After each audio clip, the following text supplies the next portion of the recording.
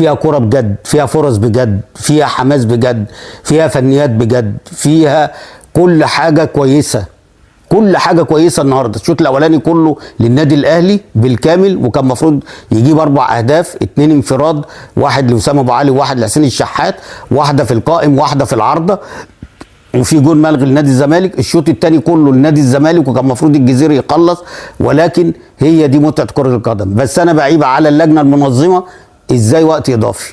يعني انت لاعب المباراه بتاعت الثالث والرابع من غير وقت اضافي، اول ما المباراه انتهت هوب صفرت ضربات ترجيح. اللعيبه لسه ما بداتش موسم عشان تعمل وقت اضافي. انت ليك وجهه نظر وقت اضافي ليه وانت بادئ البطوله بضربات ترجيح على طول؟ اشمعنى النهارده؟ انت بتعذب اللعيبه، انت بتموت اللعيبه. على العموم ما اللي يكسب يكسب، ضربات الترجيح هي نهايه المباراه. يعني 90 دقيقه زي ال 100